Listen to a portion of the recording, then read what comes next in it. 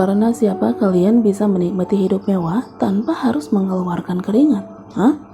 Karena siapa sampai rekening bank kalian membengkak dan kalian tidak perlu lagi khawatir hari esok? Lalu sekarang kalian bertanya, mengapa baru sekarang aku bertindak? Padahal hal ini sudah berlangsung sejak lama. Lanjut Eric, lelaki itu berkecak pinggang dan menggeleng. Kalian ingin jawaban kan? Salah sasaran, tanyakan itu pada Lady Hanwell. Beliau sangat tahu jawabannya, bukankah begitu? Sindir Eric seraya menatap mantan istri Sir Edmund itu. Lady Hanwell menatap geram putranya. Tangannya terkepal, kuku-kukunya yang panjang menancap telapak tangannya. Namun kemarahan mengalahkan rasa sakitnya. Ruangan menjadi hening. Lady Hanwell mengeratkan giginya. Dia meremas kuat roknya dan berpaling ke arah lain. Tidak sanggup terus melihat mata putranya yang menyorot hingga menembus jantung. Derek, lanjutkan, seru Eric. Ia memutus tatapannya dari sang ibu. Lalu kembali duduk dan bersandar santai di kursinya. Mulai hari ini, Lady Hanwell dan Tuan Rosals tidak diizinkan terlibat dalam hal apapun yang menyangkut urusan perusahaan. Mengenai saham serta aset-aset yang dimiliki oleh Lady Hanwell akan dibekukan sampai ada putusan pengadilan. Semua yang ada di dalam ruangan saling memandang. Tidak ada yang menyangka Eric akan menyerahkan ibunya sendiri ke ranah hukum. Eric, kamu tidak bisa. Aku punya hak untuk melakukannya. Potongnya cepat. Kamu mau mendepakku? Kamu bermimpi, Eric. Aku adalah pemegang saham terbesar kedua di sini. Kamu tidak bisa mencegahku untuk tidak ikut campur dalam perusahaan ini. Benar, aku tidak setuju. Walaupun akan ada proses hukum, tapi hak-hak Lady Hanwell tidak bisa dibatalkan begitu saja. Berdasarkan HRTD Royal, hanya seorang pemegang saham dewan direksi serta karyawan yang terbukti melakukan pelanggaran hukum yang akan kehilangan hak-haknya. Timpal Gary setelah beberapa lama ia diam, tidak bersuara. Aku juga tidak setuju, seru seorang dewan direksi yang Eric tahu adalah salah satu pengikut Lady Hanwell. Aku juga. Derek menatap cemas pada atasannya, tapi Eric, laki-laki itu justru terlihat tenang, duduk di kursinya dengan menggaruk pangkal hidungnya. Kau lihat Eric, tidak ada yang sependapat denganmu. Kalau kau ingin mendepakku, pastikan kau menang di pengadilan nanti. Eric mengangguk dengan bibir mencekik mengejek. Ada lagi yang tidak setuju? Tanya Eric kemudian dengan mata elangnya yang berkeliling menatap satu persatu para tetua perusahaannya itu. Sudah, hanya kalian bertiga saja, yang lain? Lanjut Eric seraya mencondongkan tubuhnya ke meja, lalu menaruh kedua lengannya di meja kaca itu dan menyatukan jemarinya. Aku berhak mengambil keputusan apapun termasuk mendepak Lady Hanwell dan Tuan Rosals. Dalam HRT di Royal disebutkan pula bahwa pemegang saham terbesar berhak menangguhkan dan atau membatalkan hak istimewa pemegang saham yang lainnya. Hak istimewa dan kewajiban dewan direksi serta hak dan kewajiban karyawan bila dicurigai melakukan tindakan yang merugikan perusahaan. Pemegang saham terbesar juga berhak menonaktifkan dewan direksi dan karyawan bila yang bersangkutan tersandung masalah hukum. Urai Eric tegas ketika tidak ada lagi yang bersuara. Actually, dan aku adalah pemegang saham terbesar di Royal, Eric. Aku tidak menyetujuinya, sahut Gary dengan senyuman manisnya. Eric menatap laki-laki bermata sipit itu dan tersenyum sinis. Derek, panggil Eric tanpa mengalihkan pandangannya dari pemilik Petrol Universal itu. Mengerti maksud panggilan atasannya, Derek kemudian menyalakan kembali mic-nya. Berdasarkan jumlah saham, pemegang saham terbesar adalah Eric Francisco Jenkins dengan jumlah saham 58%. Pemegang saham terbesar kedua, Derek Scott dengan 20% dan Lady Hanwell 15%. Seluruh ruangan mendadak heboh. Mata dan ekspresi Lady Hanwell Gary juga laki-laki bernama Russell itu tidak bisa menyembunyikan keterkejutan mereka. Tante Mary, apa itu berarti aku benar-benar dipecat? Bisik Russell dengan wajah syoknya. Lady Hanwell mengeratkan rahangnya dan menggeleng. Itu tidak mungkin. Kamu hanya punya 10%. Bagaimana bisa menjadi 58% dalam waktu semalam? Seru Ibunda Eric, tidak percaya. Eric menaikkan alisnya dan melihat ibunya dengan tatapan remeh dan senyuman misterius. Lady Hanwell menautkan alisnya dan menatap mata hijau putranya. Perlahan dia sepertinya menyadari sesuatu. Telunjuknya terangkat, ia menunjuk putra sulungnya yang duduk di kursi pemimpin rapat. Kau dan adikmu. Sepertinya Anda sudah mengerti, Lady Hanwell yang terhormat. Bukan hanya Alicia yang mempercayakan sahamnya padaku, tapi juga Butler John, sambar Eric. Butler John? Ulang Lady Hanwell sambil menggeleng tidak percaya. Lalu Gary, lelaki itu tampak mengerutkan bibirnya dengan salah satu sudut yang terkerut. Mata hitamnya bagai laser yang menyerot Eric dengan kemarahan yang tertahan. Jadi saham Tuan Lin dan Harrison? Eric menarik tatapannya dari Lady Hanwell dan berpaling pada Gary. Sebuah senyum iblis terlukis di wajah ganteng itu. Oh, Anda berhasil menebaknya, Tuan Scott? Betul sekali. Saham Tuan Lin dan Tuan Harrison sebenarnya adalah milikku.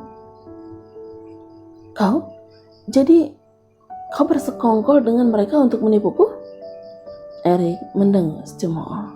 Perkataan ibunya terdengar seperti lelucon di telinganya. Ya, aku hanya ingin kau merasakan obatmu sendiri, Ibu. Sahut Eric di dalam hatinya. Ekspresi Eric berubah dingin seperti yang ibunya lakukan 14 tahun yang lalu. Demikian pula ia membuat Lady Hanwell harus menandatangani penyerahan 2% sahamnya kepada 2 orang suruhannya itu. 14 tahun yang lalu, saat itu ia berusia 21 tahun. Ibunya dengan tega menipunya agar menandatangani surat kuasa yang ternyata adalah surat pengalihan semua aset warisannya. Ia hanya diberi saham 10% di perusahaan, tapi untuk properti dan harta benda lainnya semua telah beralih atas nama Lady Hanwell. Sejak saat itu ia harus hidup di bawah perintah ibunya dan menjadi CEO boneka The Royal karena ibunya yang memegang semua kendali perusahaan. Tidak seperti yang dibayangkan banyak orang. Untuk mendapatkan semua fasilitas yang ia miliki, ia harus bekerja keras. Hanya penthouse di Thames Apartemen yang pernah ditinggali Rihanna saat hamil dan rumahnya yang berada tidak jauh dari pusat kota London yang tidak ada dalam kuasa Lady Hanwell. Penthouse merupakan pemberian ayah kandungnya, Edmund Jenkins. Sedangkan rumah ia beli dari hasil investasi saham di Petrol Universal dan Liquor. Back to the story. Tubuh Lady Hanwell bergetar karena amarah ketika dia mengerti tatapan Eric. Dia menyambar botol air mineral yang ada di depannya dan menenggaknya, tanpa lagi memperhatikan etika keanggunan wanita bangsawan yang selalu dipegangnya. Sedangkan untuk 13% lagi, aku mendapatkannya dari Iwan Santosa, ayah mertuaku, ayah kandung istriku, Theresa Mariana. Sambung Eric, matanya melirik pada ibunya dan Gary. Mata sipit ayah Xianli terbuka lebar seketika. Ia melihat Eric dengan mata syoknya. Itu tidak mungkin, bagaimana bisa? Rihanna, ayahnya juga pemilik saham The Royal? Tidak mungkin, aku tidak mempercayai ini. Gumam Lady Hanwell. Eric mendengus walau lirih, tapi ia masih bisa mendengar gumaman ibunya. Berbeda dari Lady Hanwell, Gary terlihat gusar dan gelisah. Lelaki itu mengambil ponselnya dan menulis sesuatu di sana. Sekarang, sebagai pemegang saham terbesar The Royal, aku, Eric Jenkins, memutuskan bahwa Lady Hanwell dan Tuan Russell dibebaskan dari segala tugas dan kewajibannya terhadap The Royal, serta tidak lagi berhak mendapatkan hak istimewa kepemilikan saham juga akan dicabut.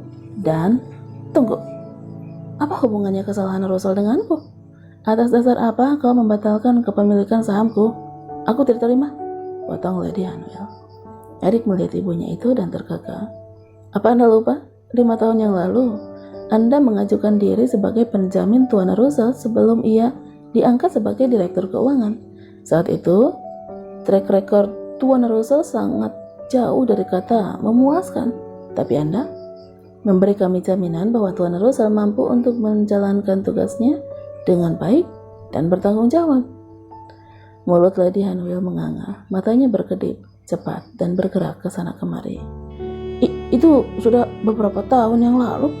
Itu tidak lagi berlaku, dalil Lady Hanwell. Mata Russell melebar sempurna. Laki-laki itu seketika berdiri dan menunjuk Ibunda Eric. Tante Mary, aku melakukan semuanya atas perintahmu. Dan sekarang, kau mau aku menanggung semuanya? Jangan mimpi. Amuk Russell. Aku dipecat, kau juga. Bingo, akhirnya kau membuka mulutmu brengsek. Batin Eric bersorak. Rencananya berhasil. Step Russell, bentak Lady Hanwell. Jangan membentakku, Tante Mary. Eric diam-diam tersenyum puas. Derek yang masih berdiri di depan mimbar MC hanya terdiam diri seperti penonton. Tidak ada keinginan untuk meredakan ketegangan yang sedang terjadi. Lady Hanwell, apa benar begitu? Tanya seorang pemegang saham lain dengan geram. Keributan pun tidak dapat terelakkan. Ruang meeting itu menjadi gaduh dengan beberapa peserta rapat yang saling mengungkap rahasia lawan bicara masing-masing. Eric memutar kepalanya. Tatapannya bertemu dengan Gary yang ternyata memandangnya dengan garang. Serak. Gary berdiri dengan kasar. Ia mendorong kursinya ke belakang. Ia memberikan tatapan tajam membunuh pada Eric. Selama beberapa detik lalu melangkah pergi tanpa pamit. Gary, mau kemana kau? Kau tidak bisa pergi begitu saja, Gary, teriak histeris Lady Hanwell. Gary menghentikan langkahnya tanpa berbalik. Laki-laki itu melirik tajam pada Lady Hanwell. Satu matanya berkedut memicing. Ibunda Eric itu tersentak. Ia segera memutar kepalanya, menghindari tatapan Gary. Ayah Stanley mendengus, lalu melengkang pergi dengan asistennya yang mengekori. Puas melihat kericuhan yang dia akibatkan, Eric lantas memberikan kode pada Derek. Asisten pribadi Eric itu berjalan ke pintu samping dan membukanya. Sekumpulan lelaki berseragam navy dan bertopi masuk ke dalam ruangan dan mengelilingi ruangan meeting. Semua yang hadir kembali terkejut. Tidak ada lagi yang bersuara atau saling menunjuk. Semua terdiam di tempat mereka masing-masing. Eric, apa-apaan ini? Eric melihat ibunya dan menerbitkan senyum tipis. Aku hanya menjalankan kewajibanku, Bu, sahut Eric sebelum wajahnya kembali berubah datar dan dingin. Lady Hanwell, Tuan Russell, Tuan Britton, Nyonya Rickerson, Tuan Warren, dan Tuan Hamilton, Anda ditangkap dengan tuduhan penipuan, penggelapan dana perusahaan, penyalahgunaan kekuasaan, dan kekerasan seksual. Silakan ikut kami ke kantor polisi. Tegas seorang komandan polisi lalu memberikan isyarat. Keributan pun tidak dapat terelakkan. Ruang meeting itu menjadi gaduh dengan beberapa peserta rapat yang saling mengungkap rahasia lawan bicara masing-masing. Eric memutar kepalanya, tatapannya bertemu dengan Gary yang ternyata memandangnya. Sementara itu Rihanna membuka matanya. Langit-langit putih menyapa penglihatannya. Sudah bangun?